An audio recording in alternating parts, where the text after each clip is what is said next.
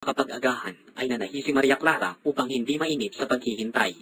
Napansin ni Kapitan Tiago na namumutla si Maria Clara, kaya ipinayo niyang magbakasyon ito sa Malabon o sa San Diego. Pagkabili mo ng damit ay tutungo tayo sa Malabon ng mga ilang araw. Wala rin lamang ang iyong inaama. San Diego na, pinsan. Maganda ang ating bahay roon. At isa pa, malapit na ang pista. Ikinagalak ni Maria Clara ang narinig, ngunit ang pagpigil ng isang sasakyan ay itinatay ng kulay ng dalaga. Siya na nga.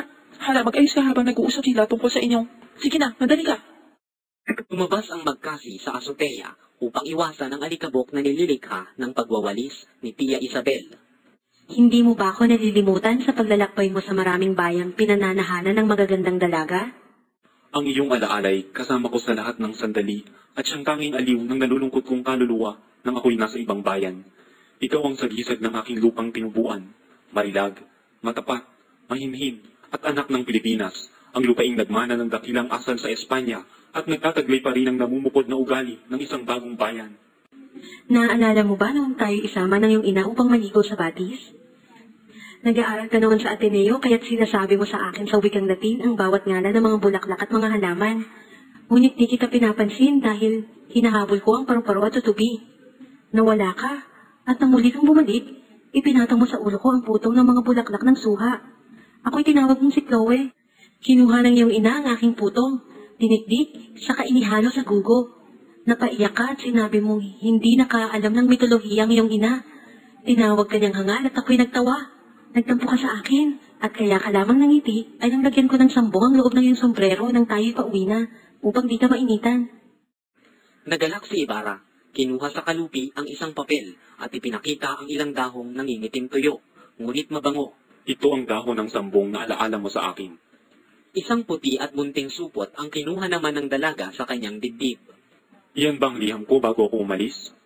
Wala ka namang ibang liham sa akin Binasa ng dalaga ang sulat ng pantay mata upang di mamasdan ang kanyang mukha.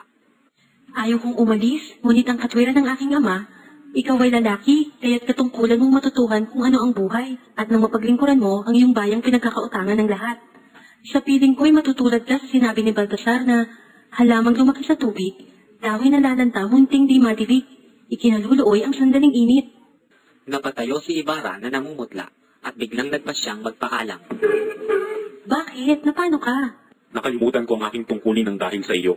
Dapat na akong umuwi sapagkat bukas ay kaarawan ng mga patay. Dinaraanan ng kalesang sinasakyan ni Ibarra ang masayang puok ng Maynila. Ang lahat ng kanyang namamalas ay nakapagpapagunita ng maraming alaala. Mga kalesa at karumatang paruot parito. Mga taong may kanya-kanyang kasuotang Europeo, Sino at Pilipino. Mga babaeng naglalako ng mga bungang kahoy. Mga lalaking hipad na nagpapasan.